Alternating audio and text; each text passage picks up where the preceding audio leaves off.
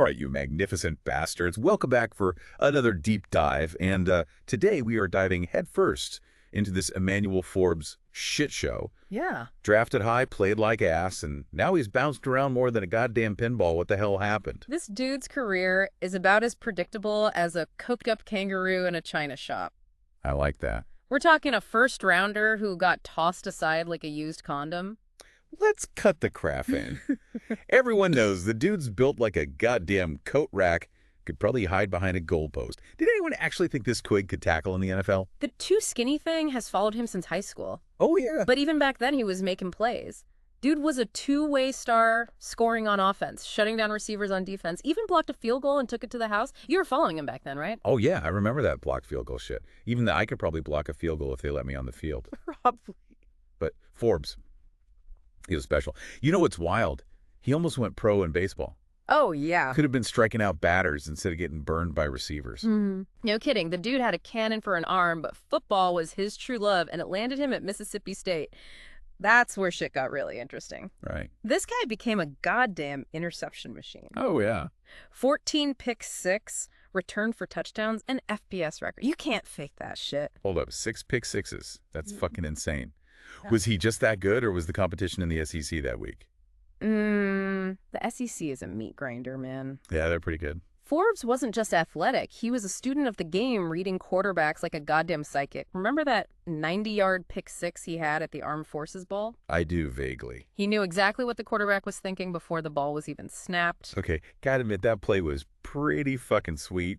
But even with all that talent, the dude still weighed less than my ex-girlfriend's chihuahua. Right. How the hell did he think he could survive in the NFL? It was the biggest question mark surrounding him going into the draft. He weighed in at a measly 166 pounds. Jeez. That's lighter than some kickers. Yeah. No wonder scouts were shitting their pants. But the Washington Commanders rolled the dice, drafted him in the first round. Big fucking mistake. Right. Oh, yeah. The Commanders always known for their brilliant draft picks. What were they thinking? Were they hoping he'd bulk up by eating a few cheeseburgers? Well, to be fair to the Commanders, they were desperate for defensive backs. That's true. And Forbes' college tape was tantalizing. Oh, yeah. They were hoping his ball skills would translate to the NFL. And let's talk about his time in Washington. Was it a complete disaster, or did he at least show some flashes of brilliance? It was a roller coaster, man. He had some good moments like that pick in his second game. Sure. But he also had some major meltdowns, coverage breakdowns, missed tackles, even got benched for a while. It was clear he wasn't ready for the NFL grind. So the weight was an issue. I mean, I'm no expert, but tackling a 250-pound running back when you weigh less than a wet baguette seems like a recipe for disaster. It definitely didn't help, but there was also the whole aggression thing. Sometimes it seemed like Forbes was trying too hard to prove he could be physical.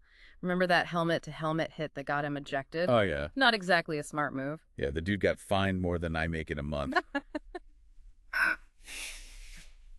For that one, trying to decapitate someone is not the best way to make friends in the NFL.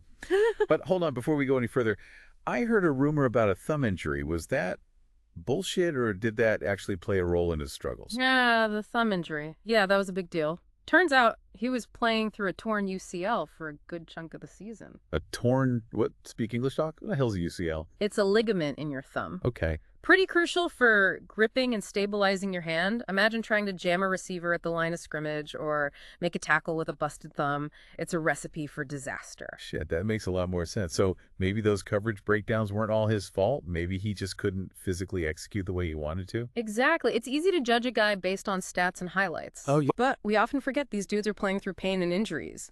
But even with the injury, the Commanders decided to cut their losses, waived him in his second season, a first-rounder dumped like a bag of trash. Damn, that's cold. I guess the turnover machine wasn't turning over the right things. But wait, didn't the Rams pick him up? What the hell are they thinking? Yeah, the Rams decided to take a chance on this fallen star. Wow. Is it a stroke of genius or a sign of desperation? We'll have to wait and see, but one thing's for sure, this is one hell of a gamble. So the Rams pick up this dude off the scrap heap. Are they geniuses or just plain desperate? Let's be real. The Rams are about as consistent as my grandma's bowel movements these days. Yeah. They won a Super Bowl a couple of years ago, and now they're looking like they should be playing in the goddamn XFL. Hey, they've got a history of taking chances on guys with baggage. Remember Jalen Ramsey, dude, was a head case in Jacksonville? Okay. But he flourished with the Rams. Yeah. But Ramsey was a proven talent. This Forbes kid. He's a goddamn mystery, wrapped in an enigma. Can he even play with a healthy thumb, or is he just going to be out there waving his little chicken wing around? Assuming he's healthy, he's got to buy into the Rams system. Right. They're all about aggression and creating turnovers that should play to his strengths, right? Hold on. Didn't we just talk about how his aggression got him in trouble in Washington? Right. Dude was throwing helmet-to-helmet hits like he was trying to win a prize at a carnival. Yeah, but there's a fine line between being aggressive and being reckless. The Rams have a good track record of developing defensive talent. They'll try to harness that aggression and turn him into a controlled chaos kind of player. So basically they're hoping to turn this chihuahua into a goddamn Doberman. I don't know, man. Seems like a long shot. Yeah. This dude was just cut by a team that's desperate for any kind of spark on defense. Look, the Rams are in win-now mode. They've got Stafford nearing the end of his career, and they're desperate for another Super Bowl run. They need someone who can make an immediate impact. Yeah, I get it. But let's be realistic, man. What are the chances this Forbes kid actually turns things around? It's a high-risk, high-reward situation, but that's the NFL for you. Sometimes you got to swing for the fences, and who knows? Maybe Forbes will surprise us all. Maybe he'll pull a Randy Moss and become a Hall of Famer after being labeled a bust early in his career. Stranger things have happened. Hold your horses there, Nostradamus. Let's not get ahead of ourselves. Okay. This dude has more red flags than a goddamn communist parade. Fair enough. But I do think Forbes has the potential to be a solid NFL corner. Whether he can reach that potential with the Rams is another question. So what's the bottom line here? What does this kid need to do to actually succeed in Los Angeles? First and foremost, he's got to stay healthy. Yeah. That thumb needs to be 100%. He can't be out there trying to pick off passes with a hand that's held together with duct tape and prayers. Yeah, that seems pretty fucking important. What else? He needs to learn from his mistakes. Those boneheaded penalties in Washington that shit can't fly in LA, he needs to find that balance between aggression and discipline. Easier said than done, my friend. This kid's got the attention span of a goddamn goldfish. Yeah. I wouldn't bet my life savings on him suddenly becoming a disciplined player. Well, the Rams have a coaching staff that's known for getting the best out of their players. Maybe they can work some magic with Forbes. Maybe, but I'm not holding my breath. This dude's got a long way to go to prove he's not just another first-round bust. Look, at the end of the day, it all comes down to consistency. Sure. Can he string together some good games? Can he make plays without making stupid mistakes? That's the million-dollar question, and only time will tell if Forbes can answer it. It's going to be a fascinating story to follow. That's for sure. A redemption arc, a train wreck, or maybe a little bit of both. All right, folks, we're going to dive into some more juicy details about Forbes' career and try to predict what the hell his future holds. Okay.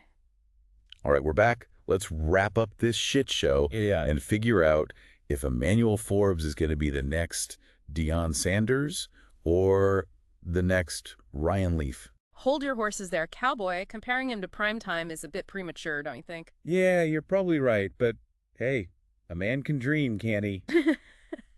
Look, let's be realistic here. Forbes has a lot of work to do if he wants to even sniff the level of success that Deion Sanders had. Right, so let's break it down. What are the key ingredients for this recipe for success, besides not being a complete fucking moron, of course? Well, first off, he needs to develop some goddamn consistency. He can't be a highlight reel player one week and a walking liability the next. Consistency, huh? That's a big word for a guy who's about as predictable as the weather in Florida. It's not just about his play on the field either. He needs to show up every day with the right attitude and work ethic. Right. No more helmet-to-helmet hits. No more getting fined for being a goddamn idiot. Got it. What else?